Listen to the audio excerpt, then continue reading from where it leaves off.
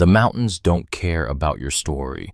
They stand silent, indifferent, watching the lives below unfold with the patience of stone that has seen 10,000 winters and will see 10,000 more. The Rockies rise around Ashwood, Montana, like cathedral walls, their peaks dusted white even in October, their slopes thick with lodgepole pine that smell like earth and resin and something older than memory. This is a town that exists in the margins. Population 3,200, on a good day less when the young people leave for Billings or Missoula or anywhere with a future that doesn't smell like sawdust and regret. Main Street runs 4 blocks, anchored by a hardware store that's been in the same family since 1947, a barber shop with a pole that hasn't spun since the motor died in 2003, and a white-painted Baptist church with a bell that rings at 6 every morning, calling the faithful to a God who may or may not be listening. Riley's Diner sits where Route 89 meets the 2-lane county road that leads everywhere else. It's a squat building with aluminum siding gone the color of old teeth, a flat roof that leaks when it rains hard, and a neon sign that buzzes, open 24 hours, in angry pink light. The second O flickers like a dying heartbeat.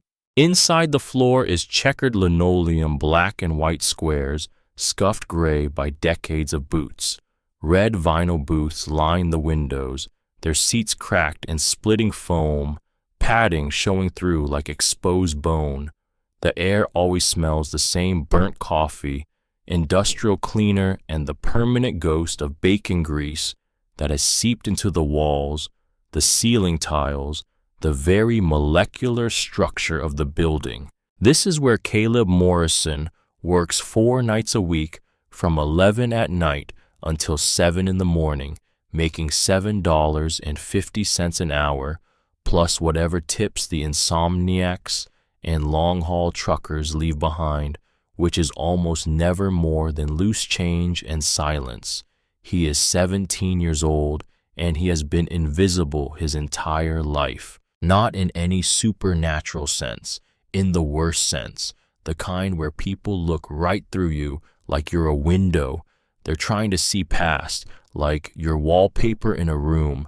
They've stopped noticing, like your background music that fades into static the moment they start thinking about anything else. Caleb is tall, just over 6 feet, but he carries himself like someone trying to take up less space. Shoulders slightly hunched, head slightly down, moving through the world with the apologetic posture of a person who has learned that invisibility is safer than attention.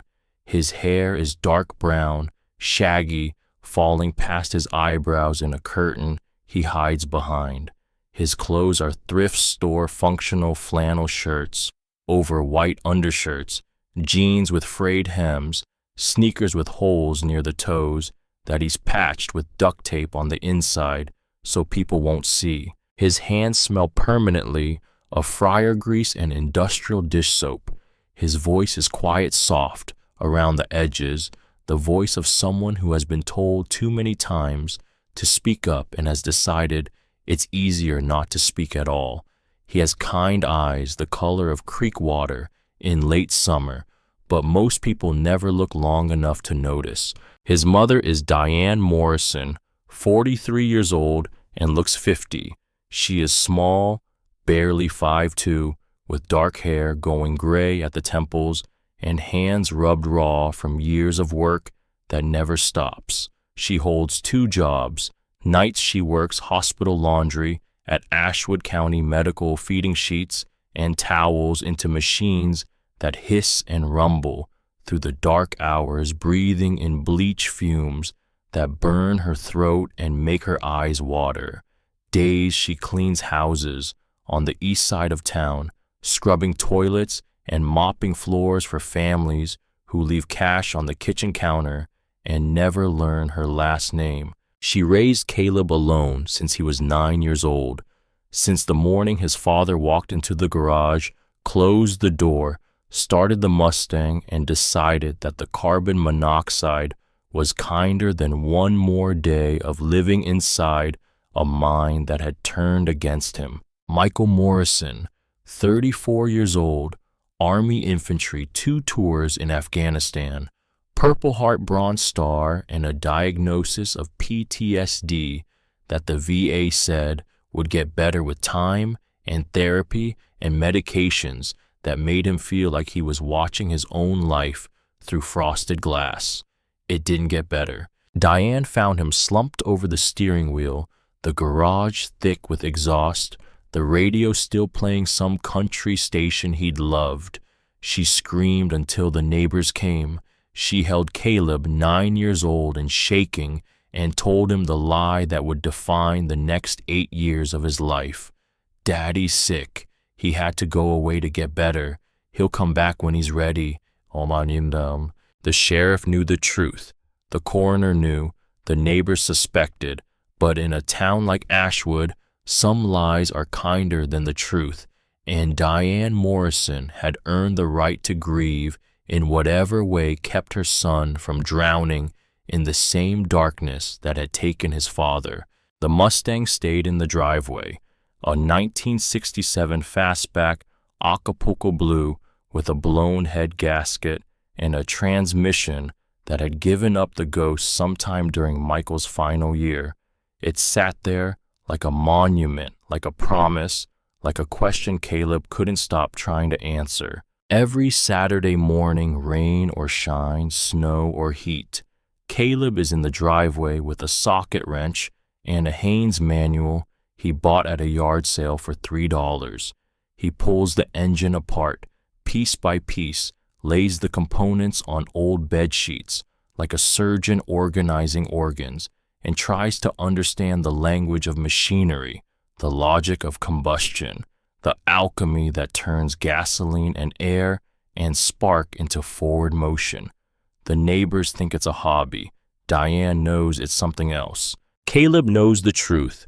Neither of them will say out loud. He believes in some deep, irrational corner of his 17-year-old heart that if he can fix the car, he can fix everything.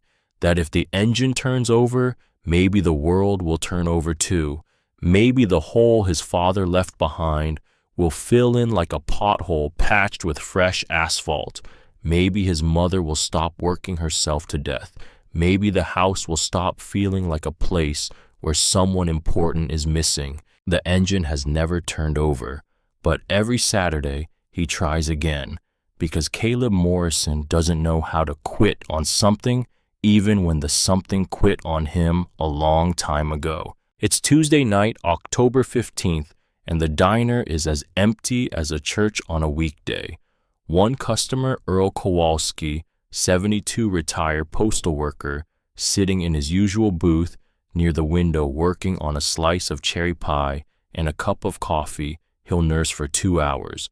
Earl comes in every Tuesday, orders the same thing, leaves a $1 tip, and never says more than 10 words. Caleb doesn't mind. Silence is easier than conversation.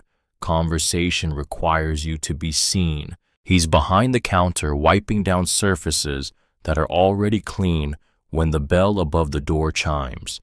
It's 11:47 at night.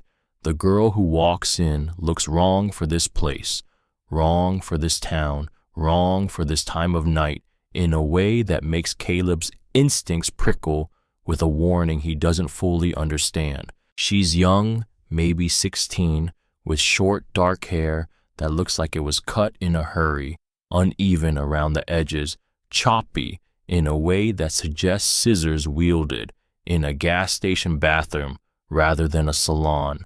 She wears a leather jacket, at least 2 sizes too big, the sleeves hanging past her knuckles, battered black combat boots, dark with rain, and she carries a black duffel bag over one shoulder that pulls her frame to one side with a weight that seems too heavy for someone so small. But it's her eyes that stop him, storm cloud blue, sharp, alert. They move across the room with a precision that's almost military, scanning the corners, the exits, the old man in the booth, the hallway to the restrooms. She catalogs everything in 2 seconds flat, the way someone does when they've been trained or when they've been hunted.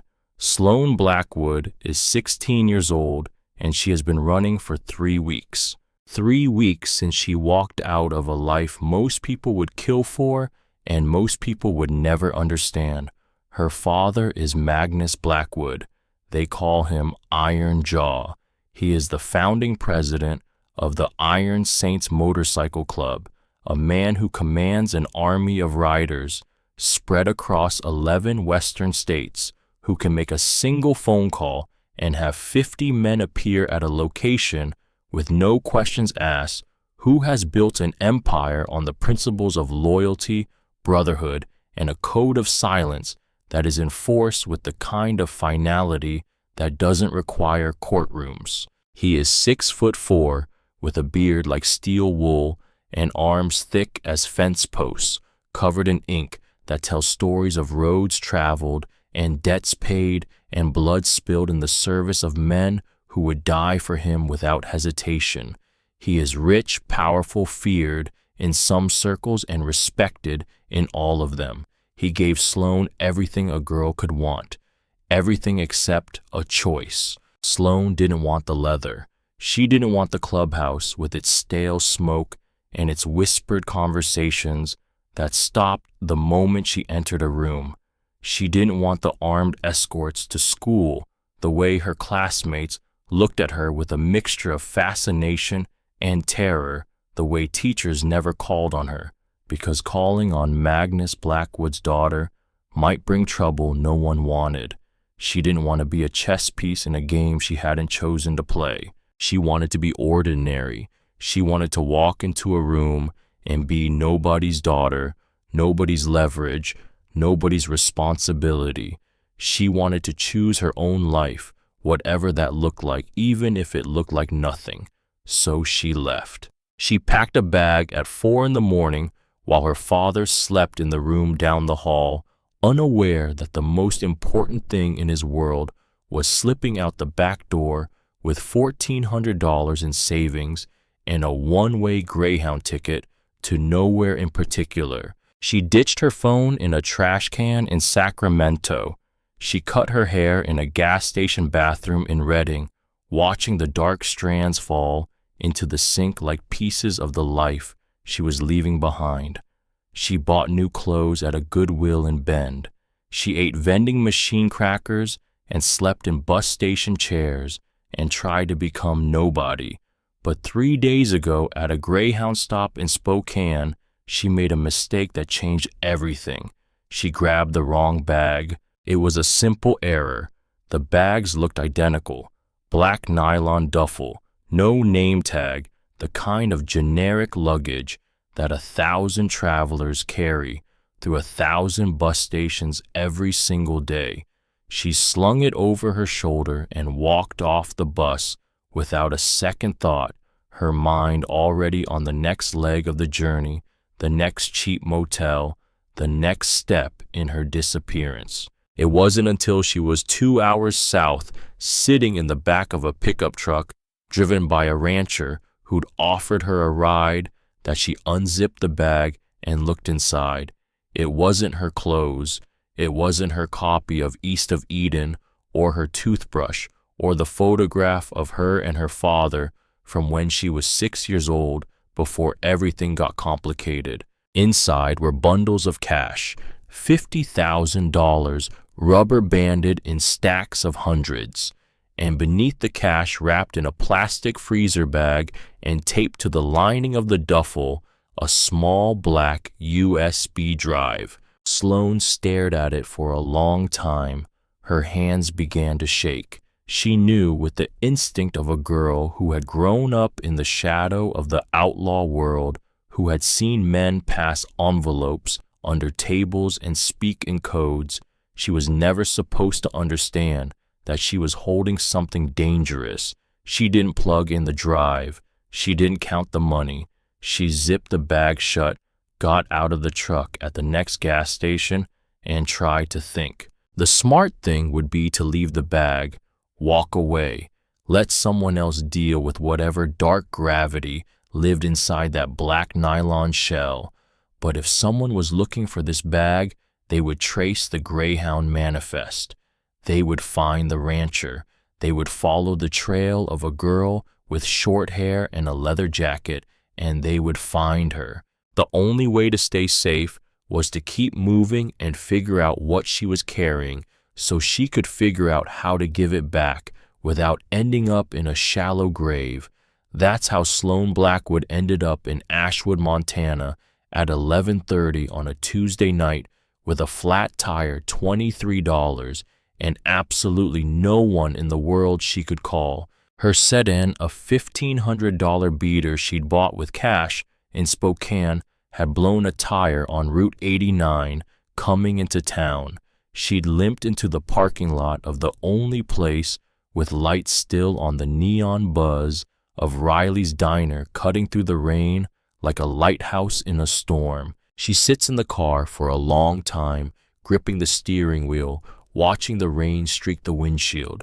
She can see the warm yellow glow of the diner interior through the smeared glass. A figure moves behind the counter. One old man sits in a booth, methodically eating pie. She looks at the duffel bag on the passenger seat. She looks at the flat tire.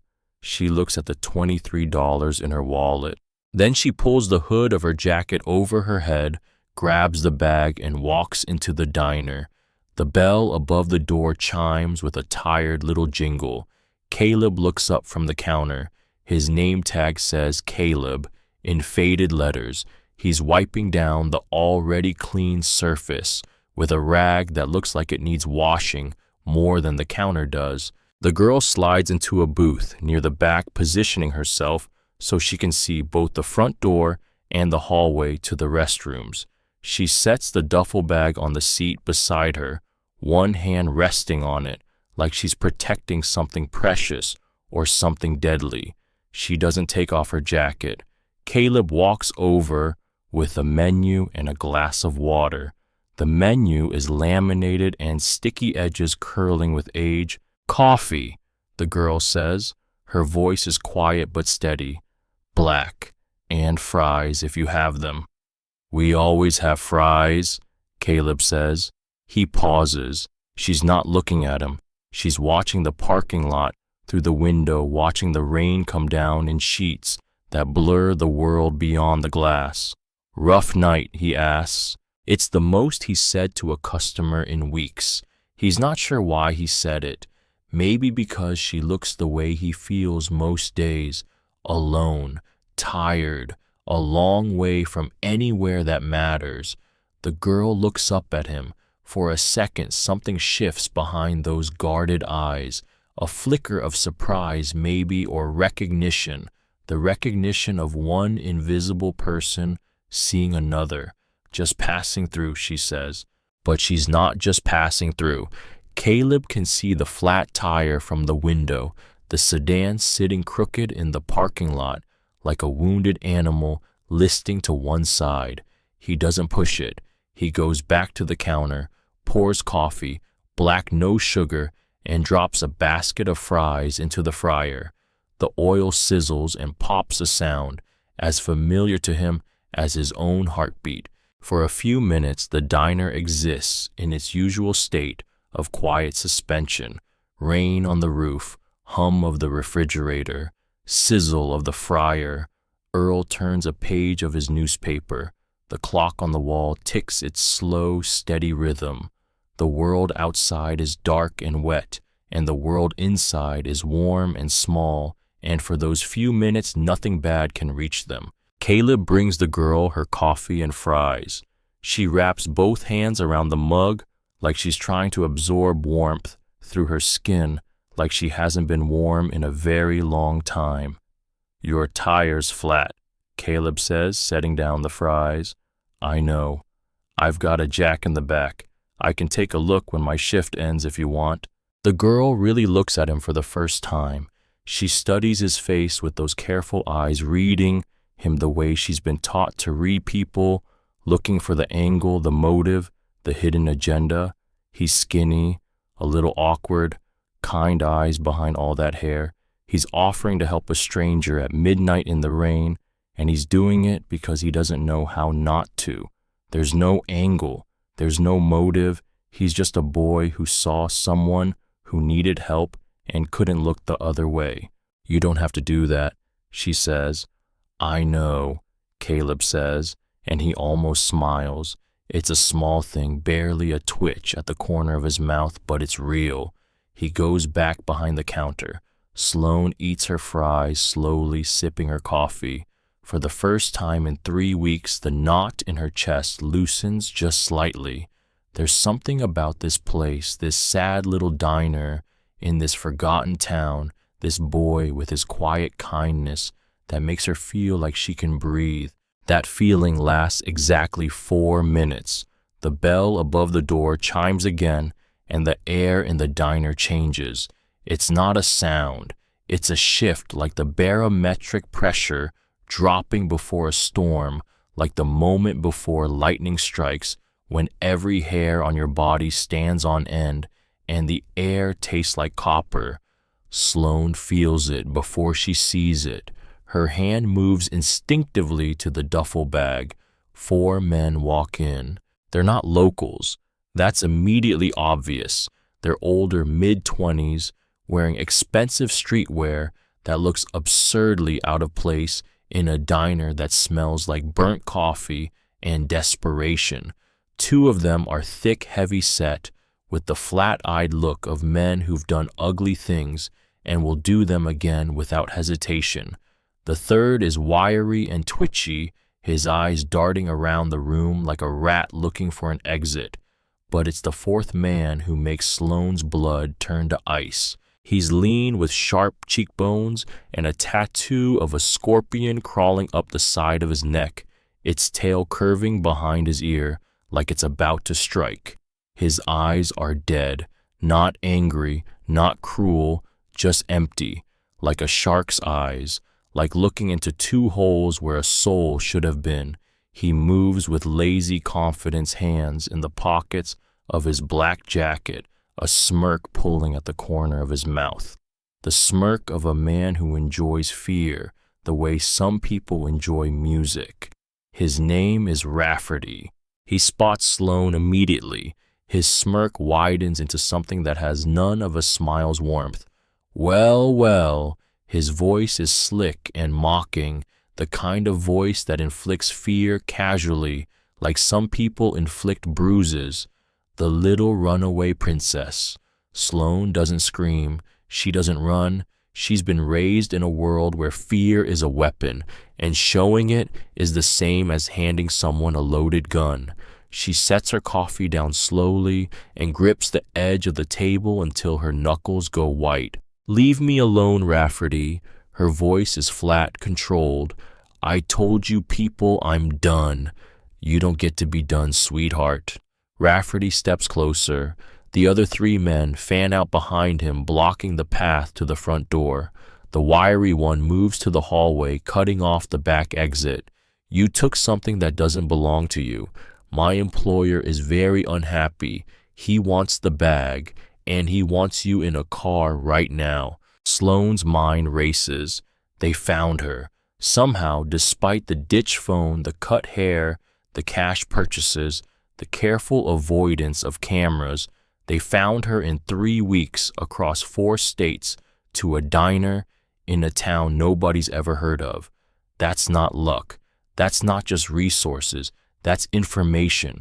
Someone told them where she was. She speaks loudly, making sure Earl in the corner can hear every word. I grabbed the wrong bag at the bus station. It was an accident. I'll give it back, but I'm not getting in a car with you. That's not how this works, Rafferty says. Then we have a problem because there's an old man right there with a phone and the police station is 5 minutes away. You want to add kidnapping to whatever your boss is already wanted for. It's a calculated bluff. She doesn't know if Ashwood even has a police station, but she's buying seconds, stretching the moment, her eyes flicking to Earl in the corner. The old man has stopped eating his pie. He's watching his weathered face tight with alarm. One gnarled hand already reaching into his coat pocket for his phone. Rafferty's dead eyes narrow. He's not used to resistance. He's especially not used to it from a teenage girl. Last chance, princess. Get up, bring the bag, walk out that door, or this gets ugly.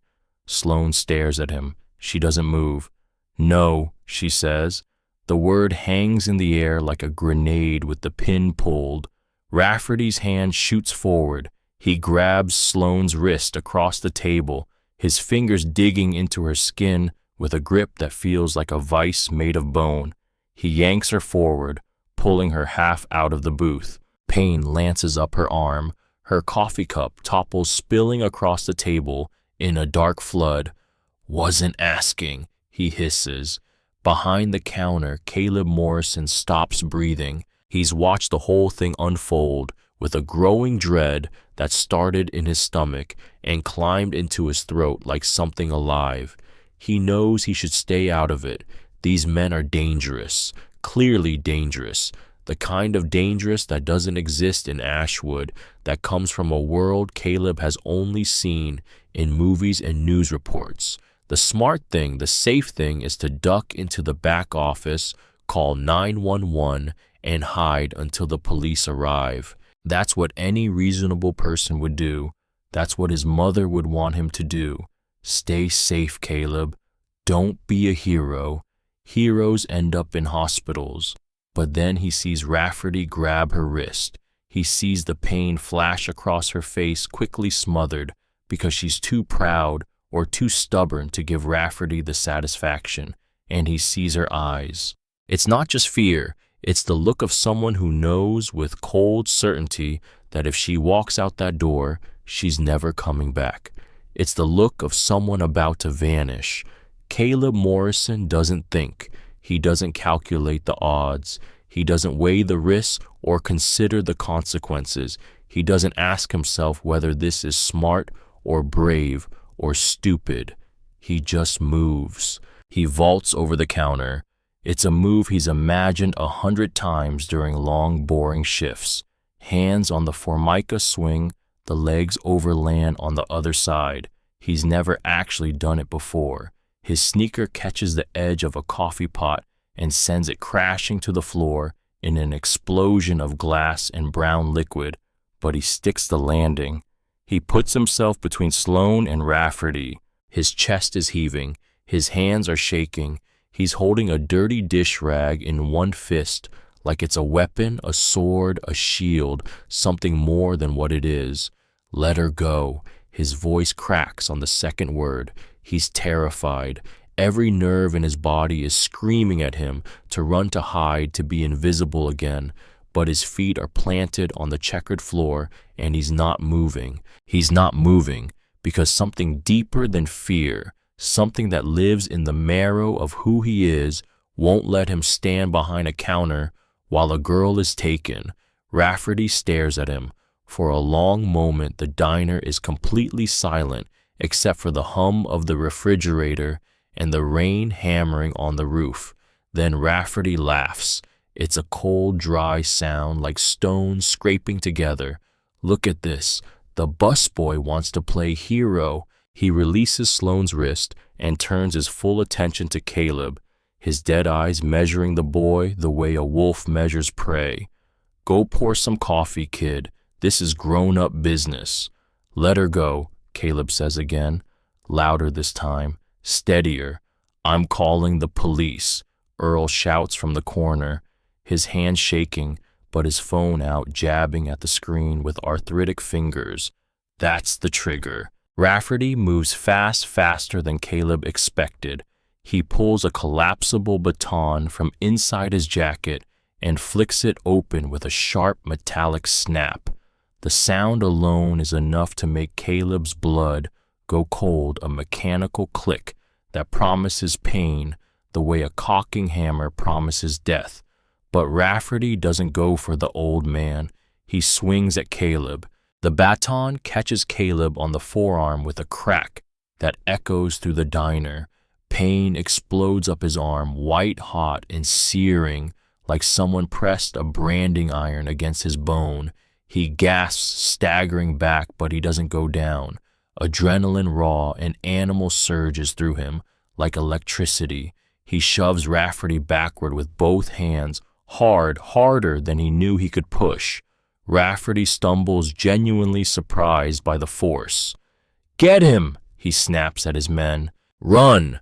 Caleb yells at Sloan. "Go out the back." Sloan scrambles out of the booth, grabbing the duffel bag, but the wiry man is blocking the hallway, and one of the heavy-set thugs is lunging toward her from the side. Caleb throws himself at the closest man, the one going for Sloan. They crash into a table, sending salt shakers, napkin holders, bottles of ketchup, and mustard flying. Glass shatters. Condiments spray across the floor. Caleb fights with everything he has, wild and desperate throwing punches that have no technique but plenty of fury. He catches the man square on the jaw with a right hook that surprises them both. The thug stumbles, momentarily stunned, but there are 4 of them and they're professionals. Sloan doesn't run. She could have. The hallway is momentarily clear while the wiry man rushes to help his friends with Caleb. She could sprint out the back door into the rain and the dark and disappear. She spent 3 weeks running. She's good at it. But she watches Caleb, this skinny kid she's known for 15 minutes, fighting 3 men twice his size because he couldn't stand by while someone was taken. He's getting beaten badly. A fist catches him in the ribs. A knee drives into his thigh. He keeps swinging, keeps fighting, but he's losing ground fast. Sloan makes a decision. She grabs the nearest heavy object she can find, a full glass bottle of ketchup, the old-fashioned kind, thick and heavy. She grips it by the neck, swings it with both hands, and brings it crashing down on the back of the nearest thug's skull. The bottle doesn't break like in the movies. It connects with a dull, wet thud that vibrates up her arms. The man crumples instantly, hitting the floor like a sack of wet cement. But the distraction costs Caleb his focus. He turns toward the sound for a fraction of a second. That's when Rafferty comes from behind. He's put the baton away. In his hand now is a knife, a 6-inch switchblade with a matte black handle, the blade catching the harsh fluorescent light. Sloan sees it first. "No!" she screams. Caleb turns. Too late and not enough.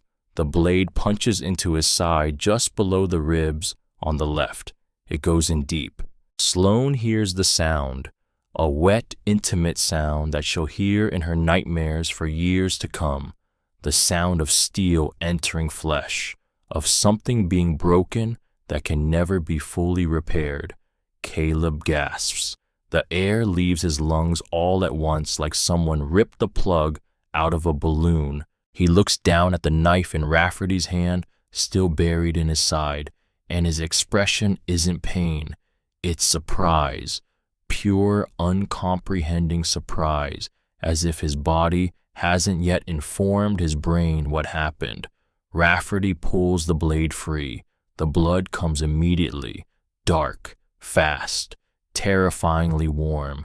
It soaks through Caleb's flannel shirt and spills over his hand as he clutches his side.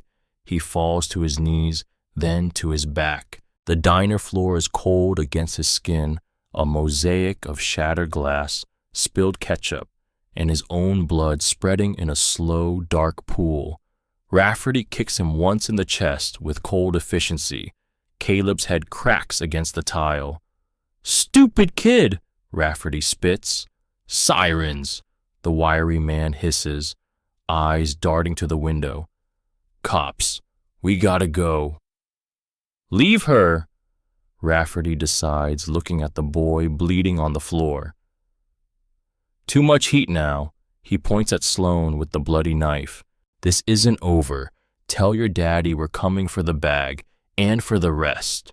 They bolt, all 4 of them, one half dragging the man Sloan hit, with the bottle sprinting through the front door and piling into a black Chevy Tahoe that peels out of the parking lot just as the first red and blue lights appear through the rain. then they're gone. And the silence that follows is worse than the violence, because silence is where the consequences live. Sloane is on her knees beside Caleb before the echo of the Tahoe's tires has faded. The floor is a war zone. Glass, ketchup, mustard, and blood. So much blood.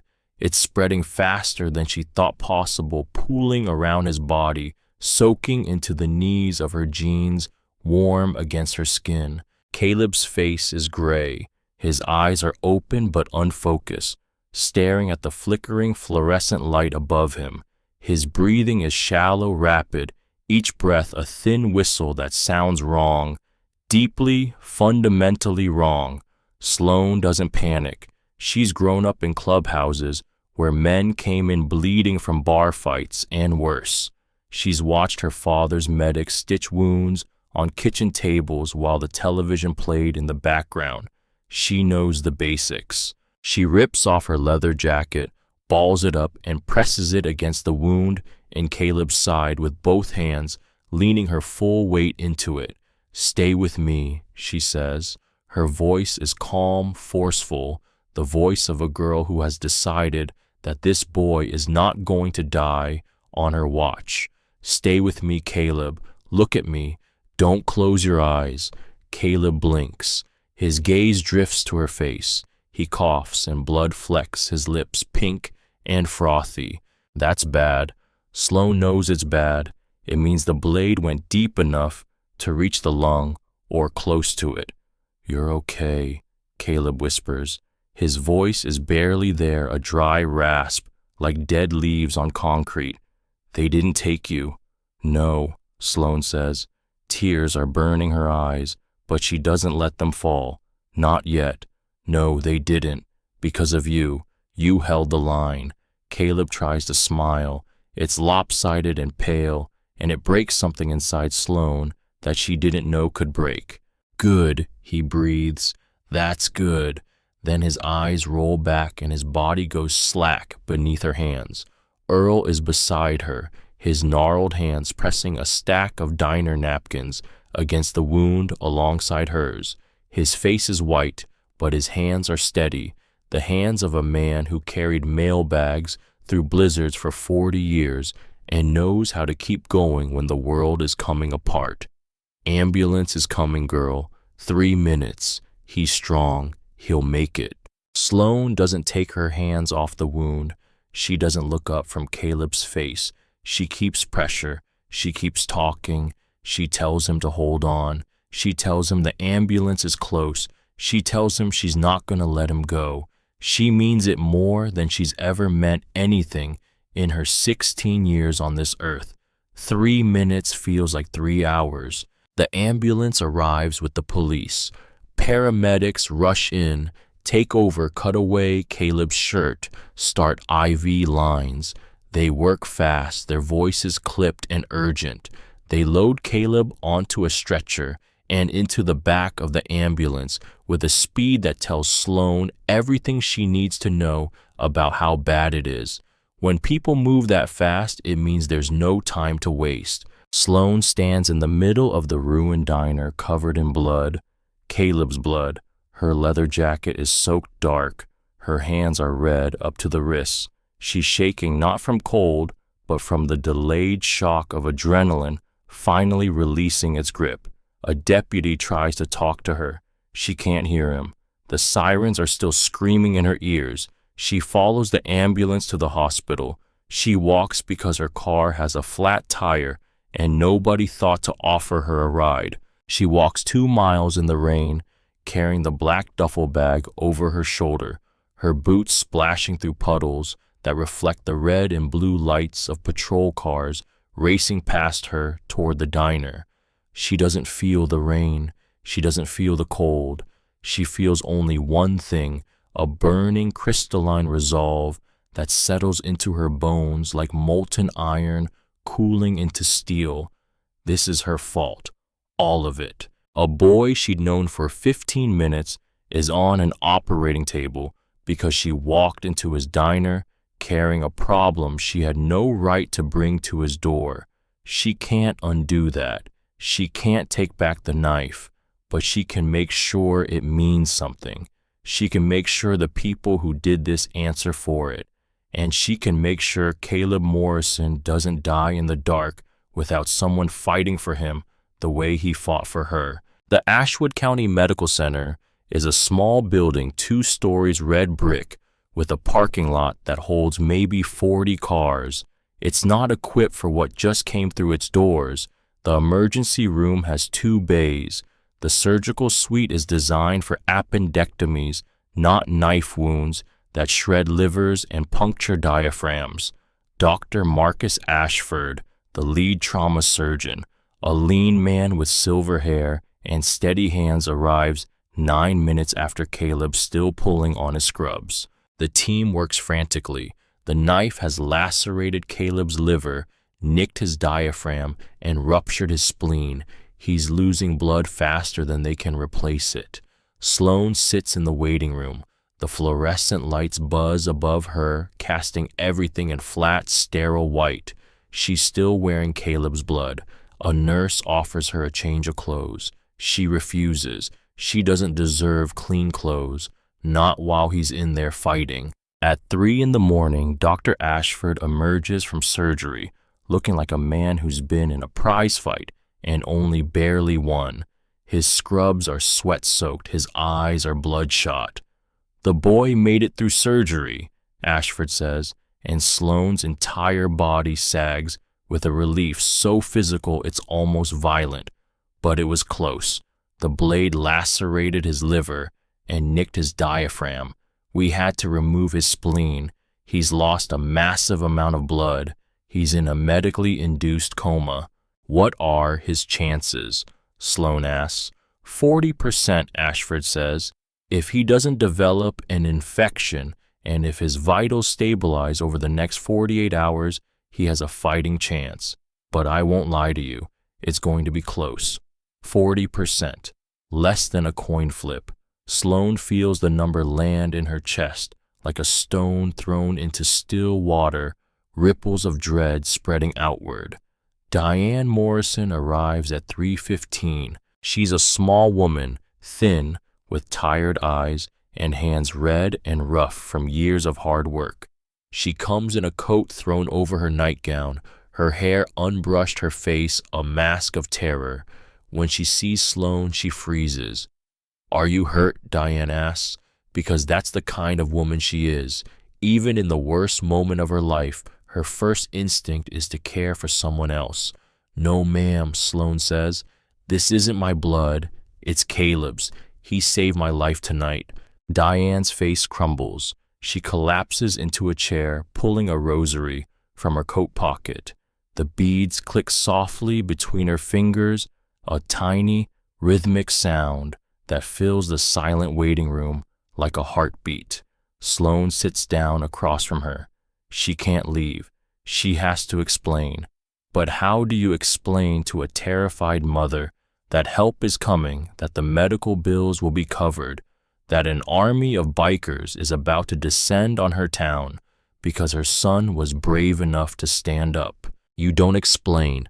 Not yet. You just sit with her. You hold the silence. You share the weight. They sit together through the darkest hours of the morning, 2 strangers bound together by a boy's courage and a pool of blood on a diner floor. Diane prays. Sloan watches the clock. The minutes crawl like wounded animals, and then Sloan makes the call that changes everything. She has a cheap prepaid phone she bought in Spokane. She's never used it. She kept it for one purpose, a phone number she memorized and swore she'd never dial unless the world was ending. The world is ending. She walks to the corner of the waiting room. She dials. It rings twice. Yeah, a deep voice. No hello, no greeting, just a single syllable that sounds like gravel rolling in a cement mixer. Sloan closes her eyes. She hasn't heard that voice in 3 weeks. It sounds like home. It sounds like safety. And it sounds like everything she's been running from. "Daddy," she whispers.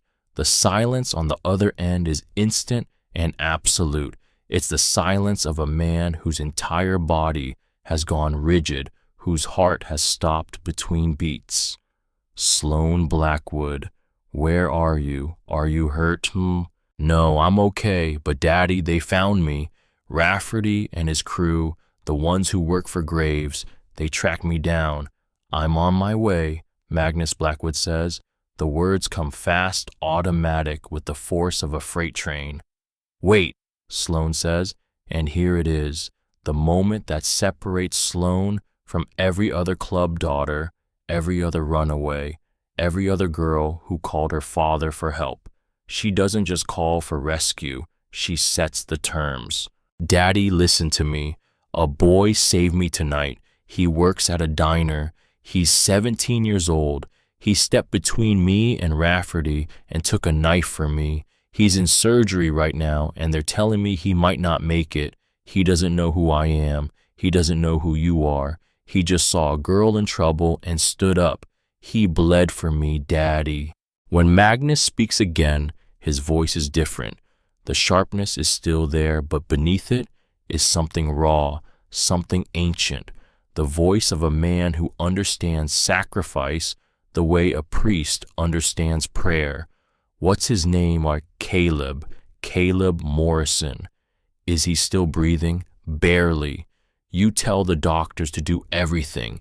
You tell them money is no object. You tell them Magnus Blackwood is paying every bill. And then she draws the line in the sand. You come for him, not for me, Sloan says. You come because a boy is dying for doing the right thing. And you come within the law. No rivers, no ditches, no disappearances. You come right or you don't come at all. The pause is long. She can hear him breathing. She can hear faintly the sound of boots on concrete. He's already moving. You don't give me orders, Sloan. I'm not giving you an order. I'm asking you to be the man I used to believe you were. Another pause, longer. We're coming, Magnus says. All of us. The line goes dead. Sloan lowers the phone. Her hand is shaking. She looks across the room at Detective Cole Harper, a tired-looking man with thinning hair and nicotine stains on his index finger, who arrived to take her statement and is watching her with a mixture of suspicion and unease. Who was that? Harper asks. My father. Is he coming to pick you up? Sloan looks out the window at the dark, empty parking lot. The rain hasn't stopped. It streams down the glass in silver rivulets, distorting the glow of the street lights. He's coming, Sloan says quietly, but he's not coming alone. It starts around 5:30 in the morning. The first hint of gray light touches the eastern sky, just enough to separate the mountains from the clouds. Deputy Kyle Harris is parked on Route 89, drowsy, half asleep in his cruiser, the radar gun in his lap. He's not watching for speeders at this hour. He's watching for nothing because nothing ever happens in Ashwood at 5:30 in the morning. He feels it before he hears it. A tremor, subtle at first like a heavy truck on a nearby road. The coffee in his cup holder ripples. The rearview mirror vibrates. Then comes the sound. It starts low, a drone like a swarm of hornets far away. But it grows, it deepens, it turns into a roar that isn't a roar, but a thunder, a rolling, continuous thunder that shakes the windows of his cruiser and rattles the fillings in his teeth. V-twin engines, the distinctive syncopated heartbeat of American iron. Not one, not 10, hundreds. Harris looks in his side mirror. His jaw drops. Cresting the hill 2 miles back, a wall of headlights appears. They stretch across both lanes of the highway, 3 abreast, running lights blazing like the eyes of an advancing army. The lead bike is a massive custom Harley Road King, blacked out with ape-hanger handlebars, and a rider who looks less like a man and more like a monument carved from granite and leather. Harris fumbles for his radio. Dispatch, this is Harris on Route 89. We have a situation. Multiple motorcycles inbound. I'm estimating, Jesus, I don't know, 100 more. Say again, Harris. Motorcycles, a lot of them, headed into town. By the time the sun fully breaks over the ridge, the roar has consumed Ashwood. Citizens waking for work peer through their curtains and see something out of a fever dream, a river of black leather and polished chrome rolling down Main Street, shaking the autumn leaves from the trees, rattling the windows of the hardware store, drowning out the church bells that ring at 6 every morning. They turn onto Elm Street toward the hospital. Sloane hears them before she sees them. She's standing at the window of the waiting room. Diane is asleep in the chair behind her, finally claimed by exhaustion. The first light of dawn is coloring the sky in shades of ash and steel. Then the glass begins to vibrate. The sound rises from the earth like something alive, a rumble that grows into a growl, that grows into a roar that shakes the pictures on the walls. Sloane presses her hand against the window. She feels the vibration through her palm, through her bones. They come around the corner in a wave, row after row of motorcycles, headlights blazing chrome, gleaming in the early light. They fill the parking lot. They spill onto the street. They line the sidewalks. 200 machines, 200 men, arranged in perfect rows like soldiers on a parade ground. At the front, the massive Road King kills its engine. The silence that follows is deafening. 200 engines cut out in a wave, one after another, the silence spreading through the formation like a held breath. Magnus Iron Jaw Blackwood dismounts. He's 6'4", with a beard like steel wool and arms thick as oak branches, covered in ink that tells stories of roads and brotherhood and a life lived outside the lines. He takes off his helmet and hangs it on the handlebar. He walks straight toward the sliding glass doors. Behind him, 200 men dismount and stand in rank, silent arms crossed, waiting. Inside the waiting room, Sloane watches her father push through the doors.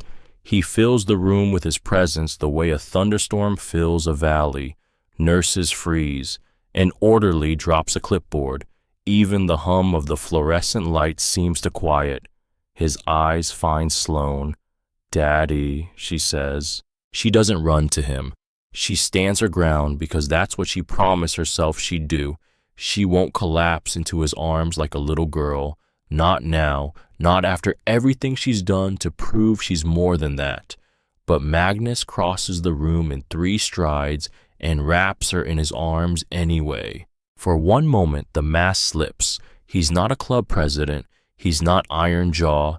He's a father who hasn't slept in 3 weeks, who's torn the West Coast apart looking for his daughter, who drove through the night, fueled by nothing but terror and love.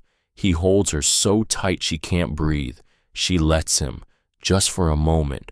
Then she pulls back. "I'm okay," she says, looking up at him with those fierce storm cloud eyes. But he's not. Room 304. His name is Caleb Morrison. 40% chance.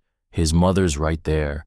Magnus releases Sloane. He turns. His eyes find Diane Morrison, who's been jolted awake by the noise and is now standing trembling, backed against the wall, clutching her rosary, as if it's the only thing between her and the end of the world. Magnus walks over to her.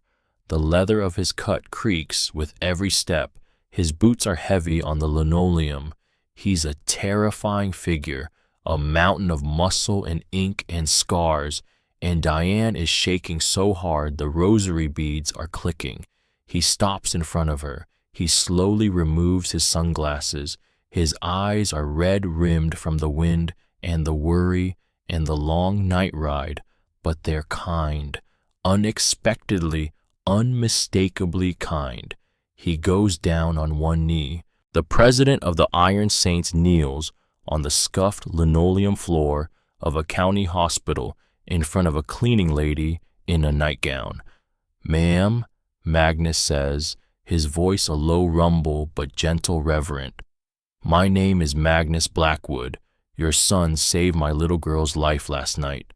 Diane stares at him. She can't speak. Her lips move but no sound comes out. "There's no debt I can pay that equals what he did," Magnus continues. "But I promise you this, your boy is under my protection now. He's under the protection of the Iron Saints. The men who did this to him, we're going to find them." He stands and the temperature in the room seems to drop 10 degrees. "And God help them," Magnus says, "because the police won't be able to." Sloane watches from across the room. She watches her father kneel before a stranger, and she sees something she hasn't seen in years. She sees the man she used to believe in, the man who built his kingdom, not on fear, but on a code. Loyalty earned, debts paid, the weak protected by the strong. She set the terms. He's met them, so far. But the sun is barely up and the hardest part is still coming. By noon, the town holds its breath and waits. The Iron Saints have settled over Ashwood like an occupying army, quiet and disciplined but unmistakably present. The bikers rotate shifts. Some sleep in the waiting room stretched across plastic chairs. Others patrol the hallways in pairs. The nurses and staff adapt with the resigned practicality of people who have no choice. The bikers are polite. They say please and thank you. They hold doors open. They keep their voices down near patient rooms. It's by all accounts the most courteous occupation in history. Magnus hasn't moved from the ICU waiting area. Dr. Ashford delivers the morning update. Caleb made it through the night. Vitals stabilizing. Critical 48 hours ahead. Magnus demands whatever resources the boy needs. He orders Boone, his sergeant-at-arms, a wiry man with a shaved head and a scar from his left ear to his chin, to set up a fund for the Morrison family. Mortgage, utilities, food, everything. Diane Morrison will not worry about a single bill. Then Sheriff Dale Guthrie arrives with his deputies and Detective Harper, and the confrontation that follows is as inevitable as it is one-sided. Guthrie demands the bikers leave. Magnus points out they're parked legally, and then Boone announces they found the abandoned getaway vehicle before the police did. A black Chevy Tahoe, stolen plates out of Salem, ditched on a logging road off Route 4. Sloane watches the exchange from down the hallway. She watches Detective Harper, and she notices something nobody else seems to see. When Boone announces they found the Tahoe, Harper doesn't react with surprise. He reacts with calculation, the micro-expression of a man who already knew where the vehicle was, but chose not to find it. She files that away. She doesn't yet know what it means, but she will. After the police retreat, Sloane waits until her father is occupied with his war council and Diane has fallen asleep again. Then she takes the duffel bag to a small administrative office on the first floor, borrows a laptop from a kind nurse named Ruth, and plugs in the USB drive. The drive contains 3 files, a spreadsheet, a PDF, a video. She opens the spreadsheet first. It takes her less than 30 seconds to understand what she's looking at, and when she does, the blood drains from her face. It's a ledger, dates, names, amounts, payments made by Edmund Graves to law enforcement officers, city officials, judges, and federal agents across 3 states, Montana, Washington, Idaho. The amounts range from $5,000 to $200,000. The dates go back 4 years, dozens of names, some she recognizes from news reports, a state senator, a port authority director, a DEA supervisor.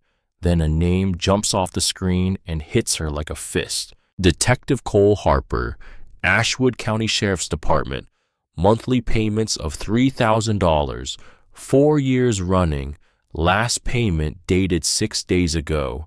The room tilts, the detective investigating Caleb's, stabbing the man who tried to take her statement. The man who's right now processing the Tahoe is on Edmund Graves's payroll. Everything Harper learns goes straight back to Graves. The investigation is compromised from the inside. She keeps scrolling. The second name is worse. Darren Porter, Prospect Iron Saints, MC Northern Montana Chapter. Payments of $10,000 quarterly, 18 months. Sloan stares at the screen until the letters blur. Porter. She knows him. 22 years old, eager, one of the new prospects her father's been grooming for full membership. He was at the clubhouse in Reno the night she left. He was one of the men assigned to watch over her. He knew her habits, her favorite bus routes, the Greyhound station she'd mentioned wanting to visit. He fed her location to Graves's people. He's the reason Rafferty found her in a diner in a town nobody's ever heard of. She opens the PDF, financial routing numbers, shell companies, wire transfers totaling hundreds of millions of dollars. This is the entire digital skeleton of Edmund Graves' money laundering operation. She closes the laptop. She doesn't open the video file yet, but she knows what it must contain. She's seen enough. Sloan sits in the quiet office and thinks. Her first instinct is to go to Magnus, but she knows her father. If she tells him that Porter betrayed the club, sold out his daughter, Porter will disappear. A logging road, a shallow grave, and if that happens, the evidence is tainted. Lawyers will argue fabrication. Graves walks free. The evidence needs to be exposed cleanly legally through a process that will hold up in a courtroom. She slips the USB drive into her jeans pocket and goes to find Porter. He's in the hospital cafeteria, sitting alone picking at a sandwich. His prospect cut looks like it doesn't fit him properly. His eyes are nervous. When Sloan sits down across from him, something flickers across his face. Guilt. She confronts him directly. She lays out the facts. She watches his composure shatter. He confesses. They said nobody would get hurt, he whispers through his fingers. They said they'd grab the bag and let you go. I didn't know about the knife. I swear to God, Sloan, I didn't know. Why? She asks. Porter looks up. His eyes are wet. My uncle, Judge Thomas Warren. Graves had him killed 2 years ago, made it look like a heart attack. But I knew, and nobody would listen. So when Graves's people approached me, said they'd help me get revenge on the club for not protecting my family, I believed them. I thought I was doing the right thing. You weren't working for revenge, Sloan says quietly. You were working for the man who killed your uncle. Porter's face crumples. I know that now. Jesus Christ, what have I done? She records every word on her prepaid phone. 27 minutes of confession. Then she takes the recording to Boone and explains why Magnus can't know yet. If Dad finds out Porter's dead, and if Porter's dead, the confession is worthless. We need him alive. We need him to testify. Boone handles it. Porter loses his cut. He's put on a bus with a one-way ticket to Seattle and instructions to stay in a specific motel until the FBI calls. He doesn't come back. After Boone disappears down the stairwell, Sloan walks to the restroom at the end of the hallway. She locks the door. She stands at the sink and looks at the stranger in the mirror. Short hair, dark circles, a smear of dried blood on her neck, and then it hits her. All of it. The knife going into Caleb's side, the sound, the blood on her hands, the walk in the rain, Diane's face, Porter's confession, the weight of the USB drive in her pocket. She grips the edge of the sink. Her knuckles go white. The sob comes from somewhere deep, somewhere she sealed shut 3 weeks ago. It tears through her chest like a fist. She presses her hand over her mouth, muffling the sound, because even now, even alone, she can't bring herself to let the world hear her break. She cries for 2 minutes, exactly 2 minutes. She times it the way you time a wound that needs to drain before you stitch it shut. She lets the pain come, lets it wash through her, lets it shake her body and blur her vision. Then she turns on the faucet, splashes cold water on her face, wipes her eyes, breathes. Enough, she says to her reflection. Not harsh, not cold, just the quiet, resolute command of a girl who's given herself permission to be human for 120 seconds and is now choosing to be a fortress again. She unlocks the door and walks back into the hallway. Sloane sits with Caleb in the ICU that afternoon. He looks impossibly young against the white sheets, the tubes, the IV lines, the monitors, a landscape of fragility. But his chest rises and falls with a rhythm that's steady. Steady is alive. She holds his hand. His fingers are cold but warming. I don't know if you can hear me, she says quietly, but what you did matters. It wasn't wasted. You stood up for a stranger, and that stranger is going to make it count. I promise. She squeezes his hand and thinks she feels the faintest pressure in return. She chooses to believe it's real. Then she hears the footsteps in the hallway, and something prickles at the base of her skull. 2 people walking. Their footsteps are wrong, sharp, crisp, the click of hard-soled dress shoes on linoleum. Hospital staff wear soft-soled shoes, sneakers, clogs. These shoes are Italian leather, polished, expensive, and beneath the loose scrub pants of the man on the right, a bulge at the ankle, a holster, cleaners. Graves has sent cleaners to finish what Rafferty started. Sloane acts fast. She texts Boone a single word now. She moves Diane to a locked restroom down the hall. Then she steps into the doorway of room 304 with her phone recording and confronts the 2 men. Can I help you? She asks, her voice loud, clear, carrying down the hallway. The 2 men stop. One is tall with the build of a linebacker and dark skin.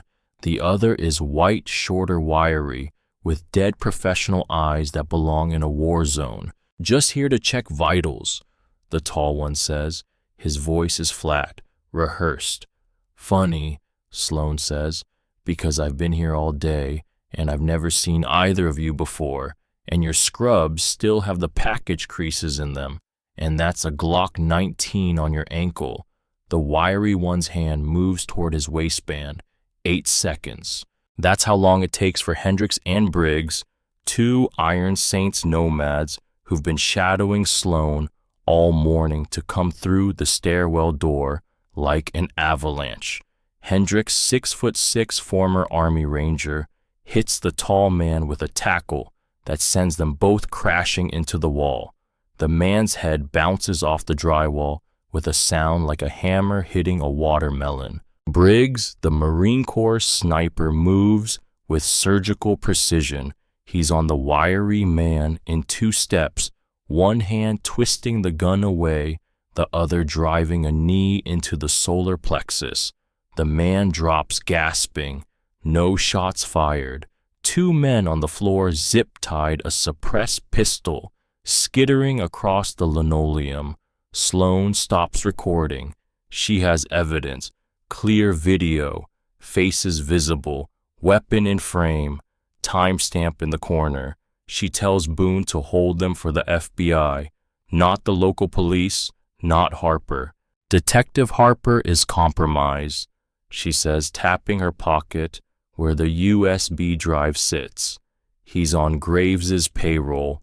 Everything goes federal or everything falls apart. Then she goes to Magnus and tells him all of it. The USB drive, the ledger, Harper, Porter's betrayal, the cleaners. She tells him like a field commander delivering a briefing. Facts, clear, unadorned. Magnus listens. The fury builds behind his eyes like pressure behind a dam. When she mentions Porter, a vein in his temple pulses. When she mentions the cleaners, his fists clench. He should be in the ground, Magnus says about Porter. And if he were, Sloan replies, the USB drive evidence would be compromised. Every lawyer Graves hires would argue the data was fabricated. Porter walking away clean keeps the evidence clean. Magnus stares at his daughter. He's seeing her for the first time, not as his little girl, not as the princess of the Iron Saints, as a strategist, as a leader. She tells him the plan. Use Rafferty to lure Graves to the abandoned sawmill off Route 4. Floodlights, not guns. Beanbag rounds, not bullets. Restrain them, then call the FBI. Caleb didn't stab anyone, Sloan says, and her voice cracks. He didn't pull a gun. He just stood up. He stood up, Daddy. And if you go out there and beat Rafferty to death or throw Graves in a river, you're betraying everything that boy represents. Magnus's eyes are wet. He'll deny it later. Beanbag rounds, Sloan says.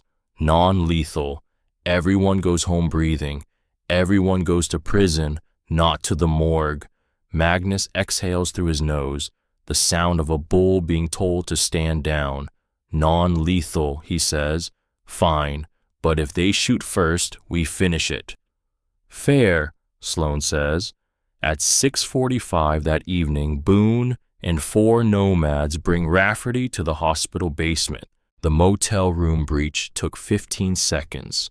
Rafferty sits in a folding chair, his scorpion tattoo distorted by bruises, his dead eyes alive for the first time with something that looks like fear.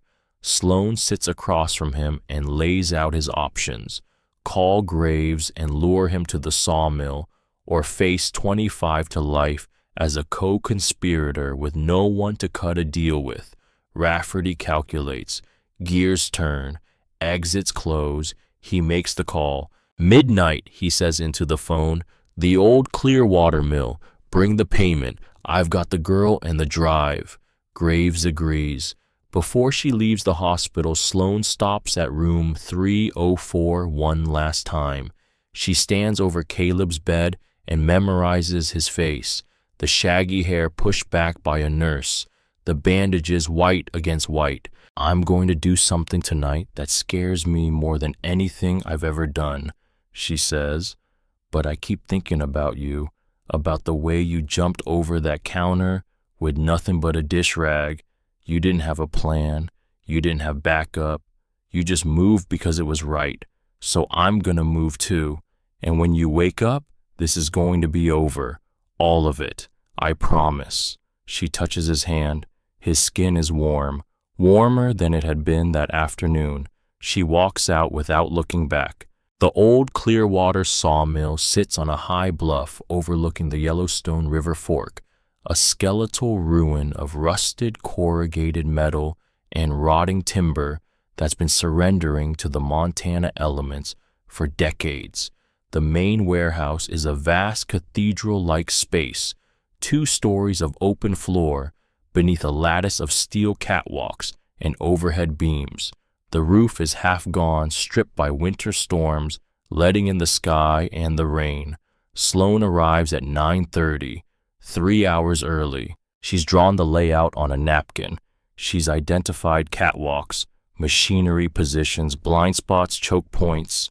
She's calculated sight lines and positioned 6 high-intensity construction lamps, each capable of throwing 14,000 lumens. She's made Boone repeat the plan twice and corrected him when he got a detail wrong. She's 16 years old and she's commanding a military operation. The nomads move through the sawmill like ghosts. Several are former military. 2 did tours in Afghanistan. Briggs, the Marine Corps sniper, knows how to set an ambush the way a surgeon knows how to hold a scalpel. They rig the floodlights in the rafters wired to a single switch that Sloan will hold from the catwalk 30 feet above the floor. Each man carries a shotgun loaded with beanbag rounds. Each man also carries a sidearm with hollow points in case the world stops listening to good intentions. Magnus takes his position at midnight. He stands alone in the center of the warehouse, a solitary figure in the vast dark space lit by a single work lamp that casts his shadow across the debris like a sundial marking the final hours. Rafferty sits tied to a chair behind him, gagged and bruised, a prop in the final act. Sloan climbs to the catwalk at 11:45. The metal rungs are slick with rain and rust. She crouches behind the railing, the floodlight switch in her left hand, her phone in her right. She looks down at her father standing alone in the dark and feels a terror so profound it nearly buckles her knees. If this goes wrong, he'll be first in the crossfire. She pushes the fear down, locks it away. There will be time for fear later. Right now, there's only the plan. At 12:07, Boone's voice crackles in her earpiece. 2 SUVs, black Cadillac Escalades, armored, military grade. Sloan's stomach drops. She'd planned for 4, maybe 5 men, not armored vehicles and professional soldiers. Hold positions, she says. Nobody moves until I say. The Escalades roll through the loading bay door like hearses. Dark, deliberate. They stop 20 yards from Magnus. 6 men step out, not street criminals, private military contractors.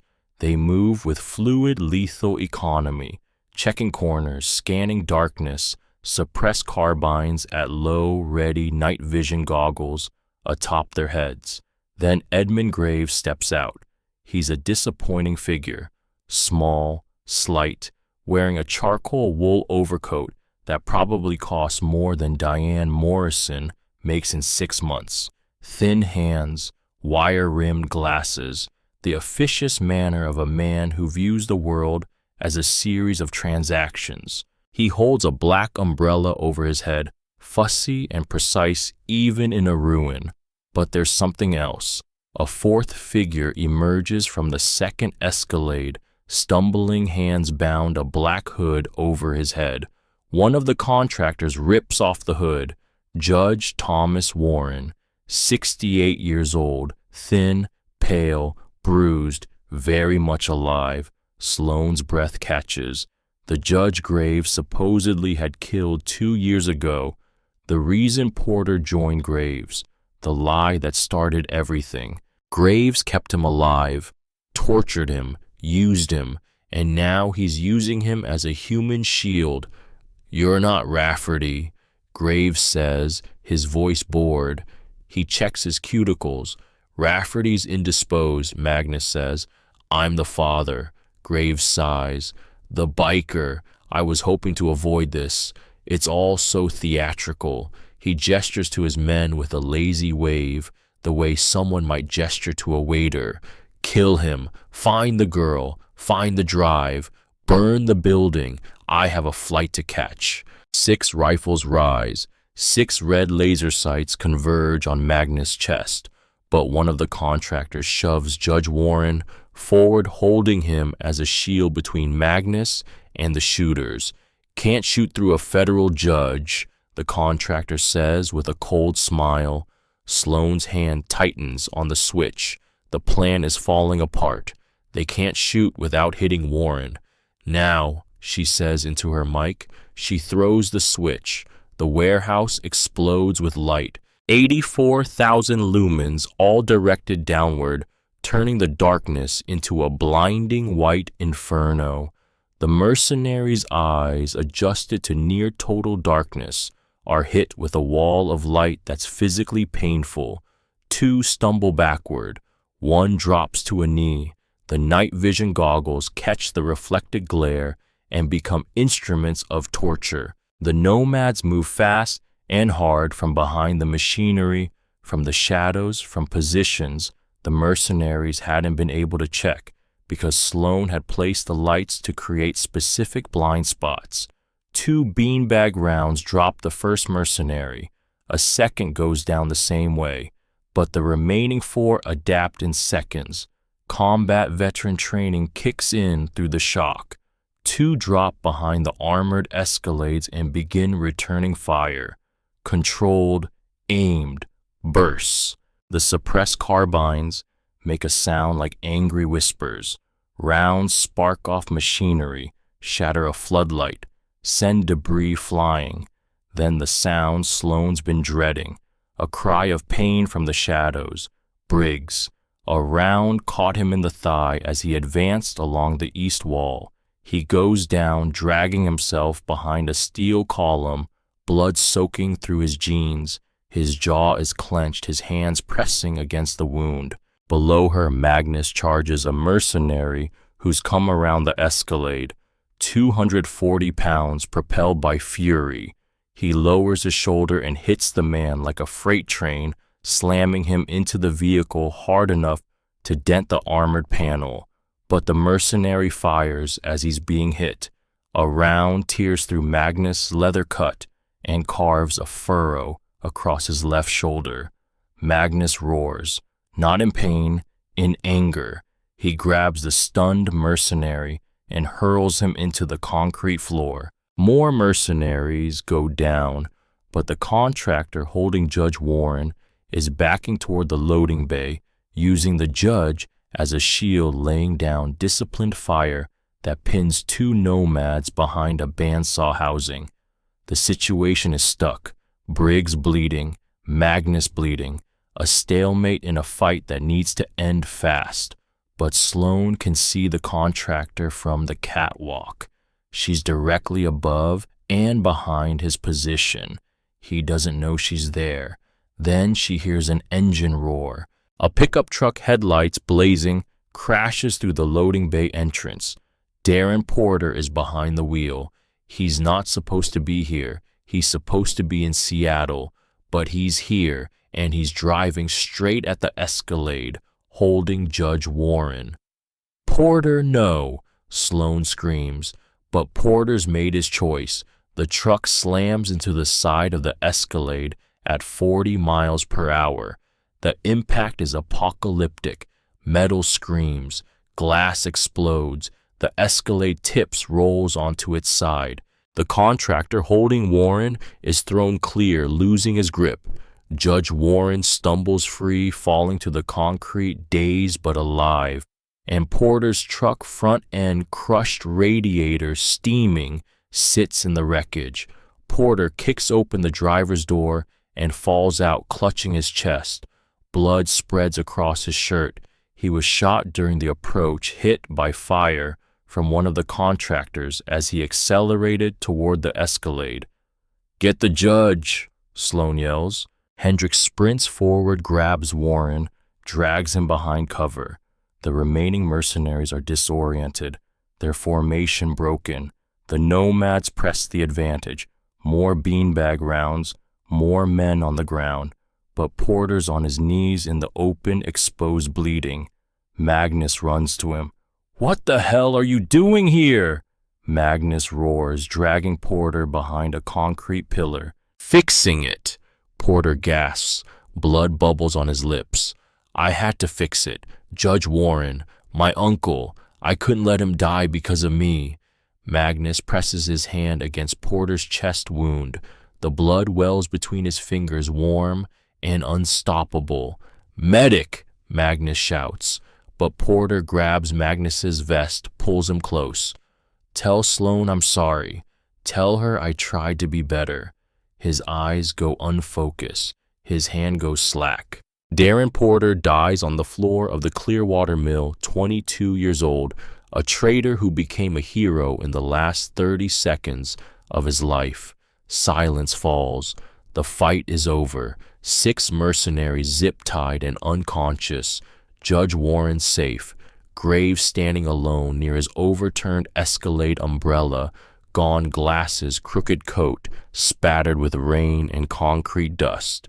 Magnus stands covered in Porter's blood and walks toward Graves. Graves tries to speak. You can't. I have immunity. I have files. I know people. Shut up, Magnus says. Not loudly, just final. He grabs Graves by the collar and drags him through the loading bay, out into the rain, to the edge of the bluff overlooking the river. The water far below is swollen by days of rain, a churning roar. The drop is 80 feet. The current is fast, dark, merciless. Magnus pushes Graves to the edge. The smaller man stumbles, nearly going over. He catches himself and looks down at the black water. Please, Graves says. The word comes out thin and high-stripped of every pretense, the naked sound of a man who's finally encountered something his money can't fix. Please, I can pay you anything. Name a price. Boone appears at Magnus's side. He looks at the river, then at Graves, then at Magnus. River's deep, Boone says quietly. Current's fast. Nobody would ever find him. Magnus stands at the edge of the bluff, rain streaming down his face, blood running down his arm. He looks at the man who sent killers after his daughter, the man who ordered a 16-year-old girl brought in or killed over a USB drive, the man whose greed put a knife in the side of a 17-year-old kid who was guilty of nothing except courage. He thinks about the river. He thinks about how easy it would be. One push, a short fall, the cold water and the current washing everything clean. The old Magnus would have done it. The man he'd been 5 years ago, 10 years ago, wouldn't have hesitated. Blood for blood. The books balance with the body. Then he hears the footsteps behind him. Light footsteps, quick and sure. Sloane appears at the edge of the loading bay. She's soaked her short hair plastered to her forehead, her face pale in the rain. She has a cut on her palm from the floodlight housing blood running between her fingers and mixing with the rainwater. She walks toward her father. She doesn't run. She doesn't shout. She walks with the measured, deliberate pace of someone who knows exactly what she's about to do and exactly why. She stops 3 feet from the edge. Daddy, Sloane says. Magnus doesn't look at her. His jaw is locked, his muscles rigid. The rain runs into his eyes and down his beard. Daddy, look at me. He turns his head just enough to see her. The boy in that hospital, Sloane says, and her voice is steady despite everything. He didn't kill anyone. He didn't break any bones. He didn't throw anyone off a cliff. He walked into a fight with armed men, carrying nothing but a dish rag. And he won, not because he was stronger, because he was better. He was better than them, and he was better than this. She gestures at the scene, the bluff, the river, the weeping man at the edge.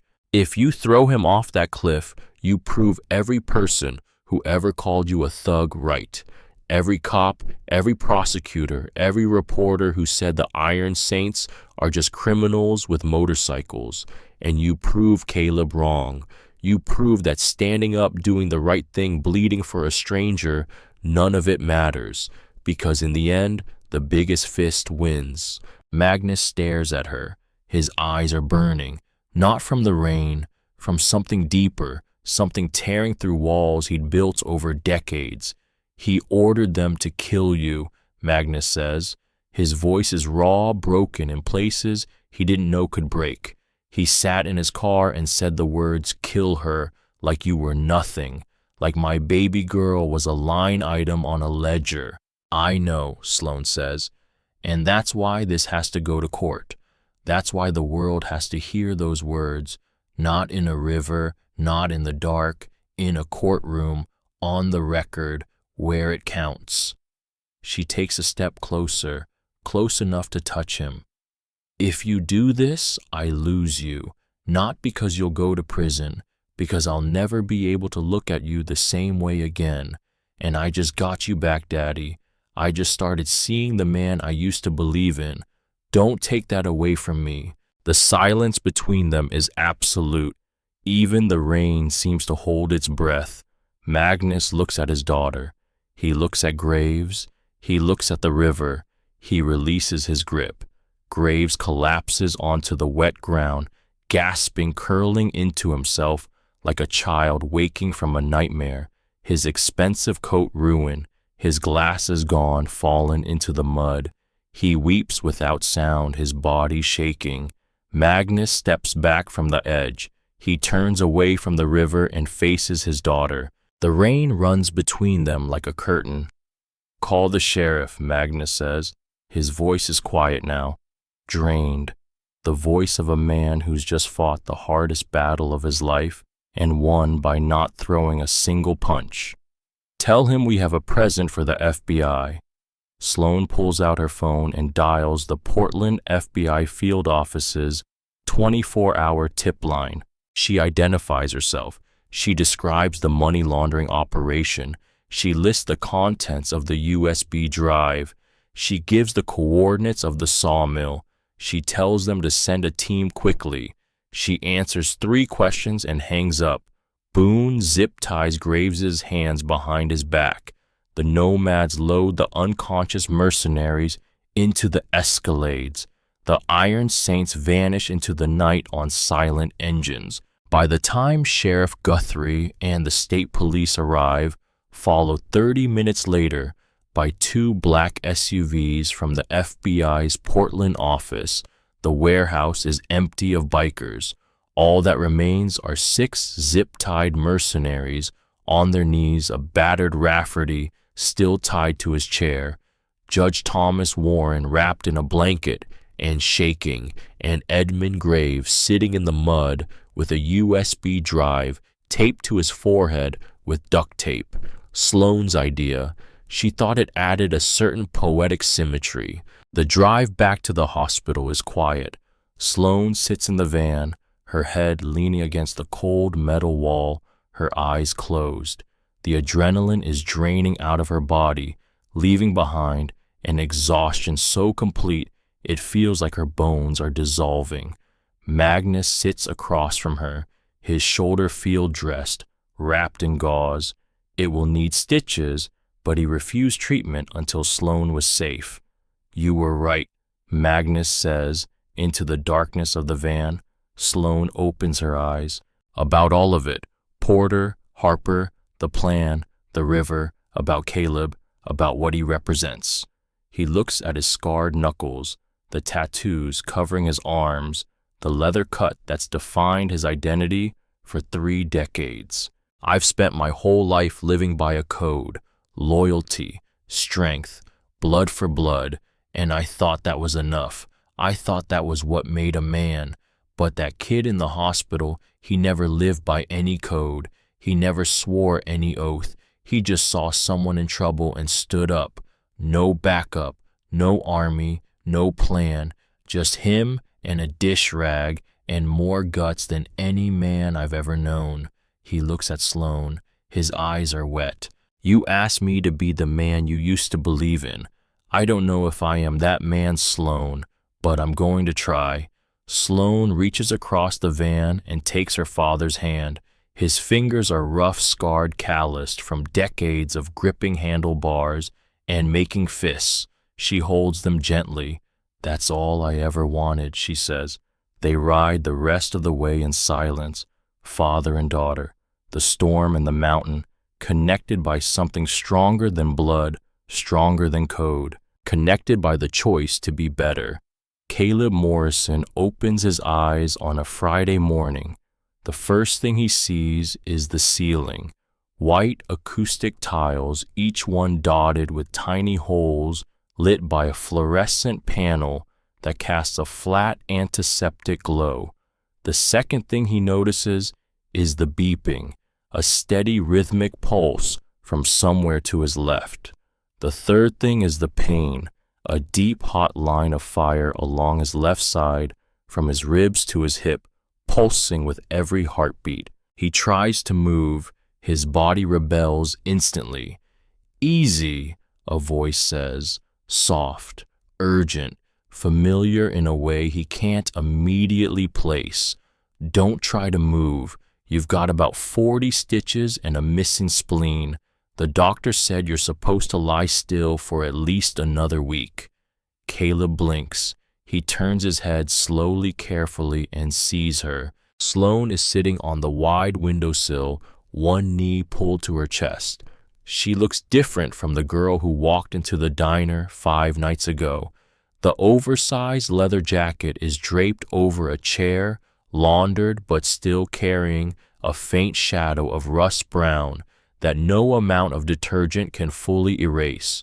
She wears a gray hoodie instead, soft and worn.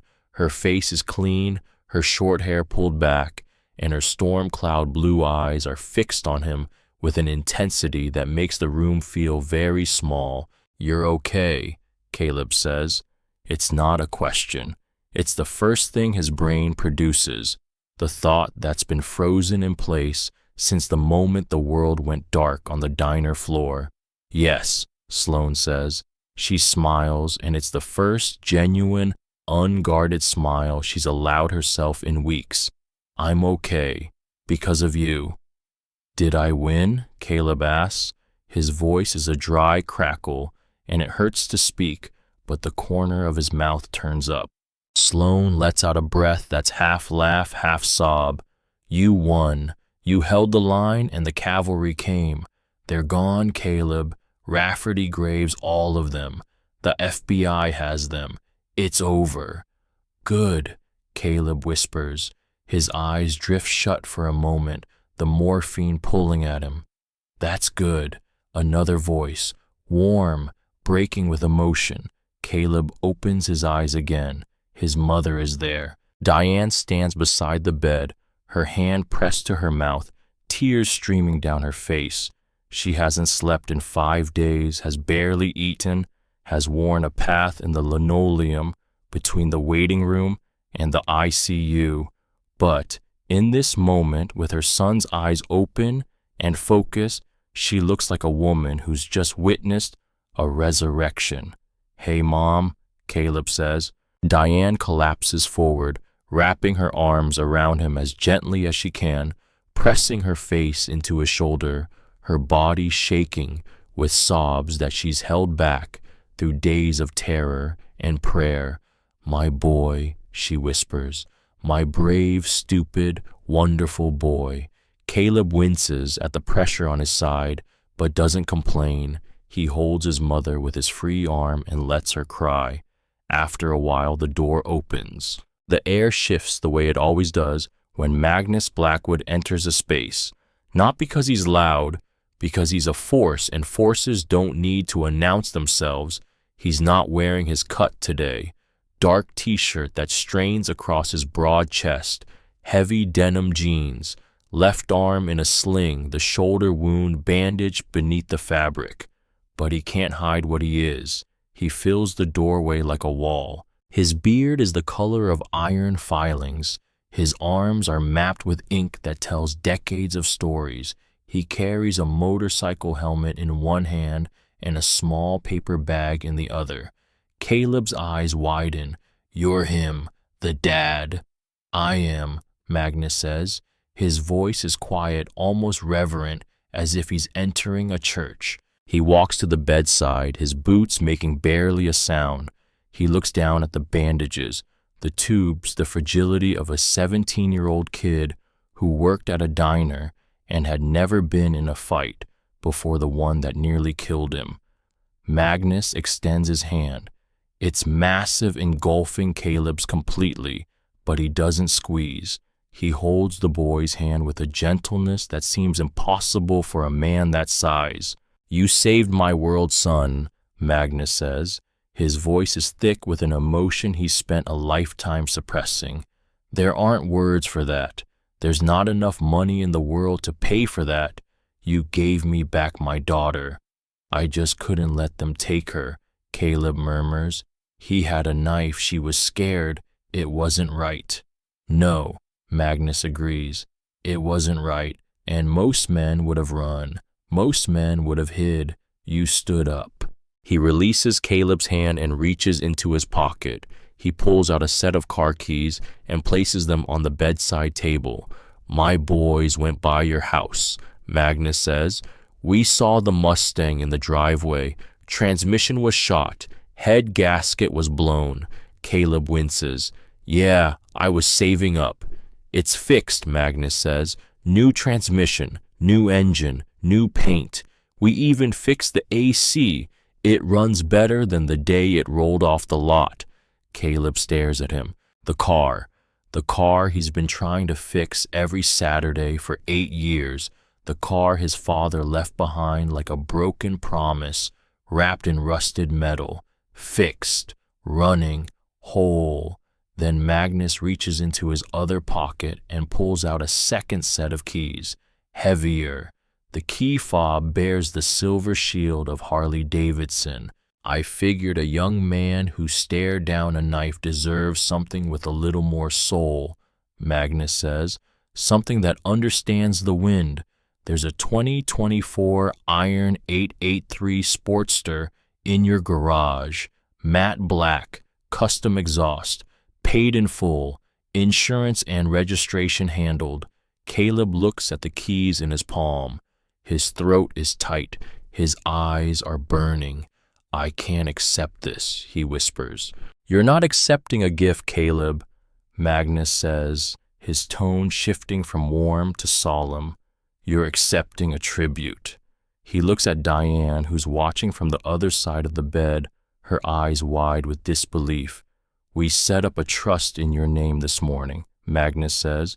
Full ride, tuition, books, housing, engineering school, medical school, whatever you choose. The Iron Saints are picking up the tab. Diane covers her mouth. A sound escapes her that's somewhere between a gasp and a prayer. Mr. Blackwood, you don't have to. I do, Magnus says, cutting her off gently.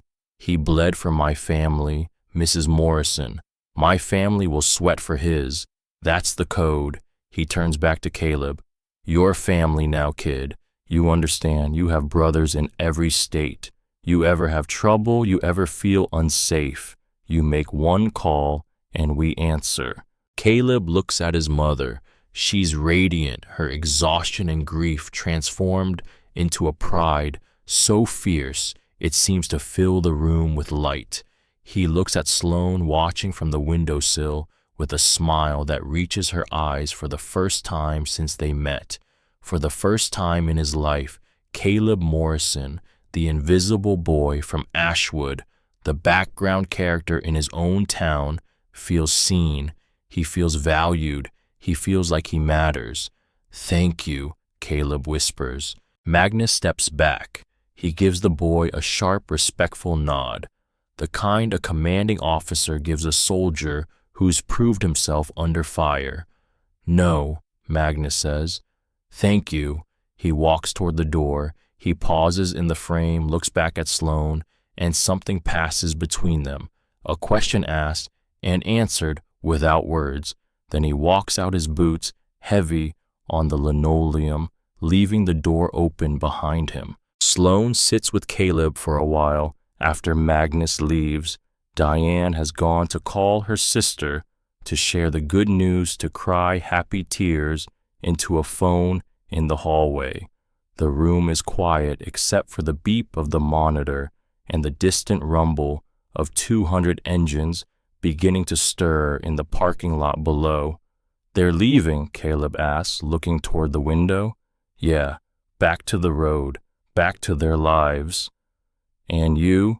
The question hangs in the air like a held note. Sloane looks out the window at the sea of chrome and leather assembling in formation below. She can see her father's Road King gleaming black in the autumn sun, waiting at the head of the column. She could go with them. She could ride home back to Reno, back to the clubhouse, back to the life she was born into. Her father would welcome her. The club would celebrate. She'd be the president's daughter again, shielded, protected, untouchable. Or she could choose something else. I'm not going with them, Sloane says quietly. Caleb looks at her. I'm going to stay here for a while, help your mom while you recover, get my feet under me. I'm going to enroll in school, finish my diploma, apply to college. She pauses. Law, Sloane says, and the word feels right in her mouth, solid and true like a key turning in a lock. I spent my whole life watching people solve problems with fists and money and fear. I want to learn how to solve them with words, with evidence, with the law. She looks at him, and there's something luminous in her expression, a clarity that comes not from desperation, but from conviction. You changed something, Caleb. You didn't throw a punch. You didn't pull a weapon. You stood in front of a girl with a dish rag and said no, and that was enough. That was more powerful than 200 motorcycles. I want to spend the rest of my life being that kind of powerful. Caleb is quiet for a long moment, then he smiles, a real smile wide enough to crease his pale cheeks and make the pain in his side feel very far away. Law school, he says. That's going to make your dad's head explode. Sloane laughs, a real laugh, sudden and bright and surprised, the laugh of a girl who'd forgotten she was capable of it. He'll survive. He's tough. A knock at the door, soft. Boone stands there holding a black leather vest. He hands it to Sloane without a word and walks away. She brings it back to the bed and holds it up so Caleb can see. It's not a full member's cut. It's high-quality leather, clean and new, without the patches and rockers that mark a patch member. But on the left breast, a single patch is stitched in white thread against the black leather, protected by the iron saints. My dad left this for you, Sloane says. She drapes it over the back of the chair beside Caleb's bed. Wear that and nobody anywhere will ever touch you again. From the parking lot below, the sound begins to rise. It starts as a low rumble, like the first tremor of an earthquake, vibrating through the walls and the floor and the glass. Then it grows, building in layers, engine after engine, joining the chorus until the sound is a living, breathing force that shakes the pictures on the walls and makes the water in the pitcher on Caleb's bedside table tremble. 200 engines roar to life in unison. Sloane walks to the window and looks down. The formation is perfect, 3 abreast, stretching back through the parking lot and onto the street, a river of black and chrome flowing toward the highway. At the head, Magnus's road, King rumbles with deep, unmistakable authority. She places her hand against the glass. She can feel the vibration through her palm, through her bones. Magnus doesn't look up. He doesn't wave. He kicks his bike into gear, and the column moves. 200 machines rolling in perfect formation, their pipes singing a song that the town of Ashwood will talk about for generations. They roll down Elm Street past the hospital, past the diner that's still closed behind yellow police tape, past the hardware store and the barbershop and the church. They turn onto Route 89 and head for the highway, the sound of their engines fading slowly like thunder rolling away after a storm. Sloane watches until the last taillight disappears beyond the ridge. Then she turns back to the room. Caleb is watching her. His eyes are heavy with morphine, but they're warm. You really aren't going, he says. No, Sloane says. She sits back down on the windowsill and pulls her knee to her chest. I'm done running, Caleb. I'm done hiding. I'm done being someone else's story. She looks out the window at the empty road, at the quiet town, settling back into its ordinary rhythm, at the pale October sun climbing above the ridge and spilling golden light across the valley. This is where I start my own, she says. The legend of Ashwood spread the way all great stories do, in whispers at first, then in louder voices, then in the kind of full-throated telling that happens in diners, in barbershops, and around fires when the night is long and the audience is willing. They told the story of the boy who stepped between a girl and a knife with nothing but a dish rag and his own 2 feet, They told the story of the girl who called an army but commanded it with her conscience. They told the story of the father who knelt before a cleaning lady and chose the law over the river. And they told the story of the night that 200 engines shook a town awake and reminded it what thunder sounds like when it comes to answer courage. Caleb Morrison made a full recovery. He graduated from high school, enrolled in engineering school on the Iron Saints Scholarship, and eventually opened his own restoration shop in Billings, specializing in classic American muscle cars and vintage motorcycles. The Mate Black Iron 883 Sportster sat in the front window of his shop for years, polished and gleaming, a reminder he never needed to explain to anyone. The Ford Mustang his father had left behind ran for another 100,000 miles before Caleb finally retired it to the back of the shop, not because it was broken, but because it had done its job. It had taught him that some things are worth fixing even when the world tells you to give up. Sloan Blackwood finished high school in Ashwood. She graduated valedictorian. She went to college, then law school. She passed the bar on her first attempt. She never wore the leather again, but she kept a photograph of her father in her office next to a framed menu from Riley's Diner, the one with the coffee ring stain and the ketchup smear that might have been ketchup and might have been something else. She specialized in federal prosecution, and in her first year as an assistant district attorney, she helped bring down a corruption ring that spanned 2 states.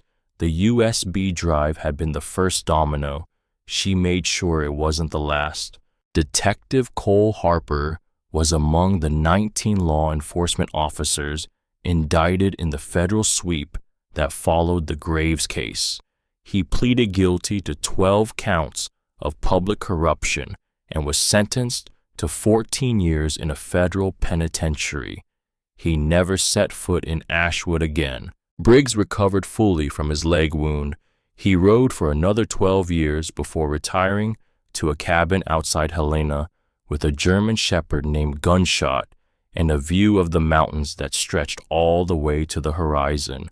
He never talked about the sawmill, but on certain nights when the wind was right and the stars were out, he would sit on his porch and listen to the silence, and he would remember the sound of a 16-year-old girl's voice crackling through a cheap radio, saying the word that saved a dozen lives. Magnus Blackwood continued to lead the Iron Saints for another decade. He never spoke publicly about what happened in Ashwood, but those closest to him noticed a change after that October. He was quieter, more deliberate. He still commanded with authority, but the authority had shifted from the gravity of a man who could destroy to the gravity of a man who chose not to. He visited Ashwood once a year, always in October, always alone. He would park his Road King outside Riley's Diner, which had reopened under new management with a fresh coat of paint and a working neon sign, and he would sit in the booth where Caleb had served coffee to a girl with storm cloud eyes, and he would drink his coffee black and leave $100 tip on the table. He never explained why to anyone. He didn't need to. Edmund Graves was convicted on 47 federal counts, including money laundering, conspiracy, corruption of public officials, and ordering the attempted murder of a minor. He was sentenced to life without parole.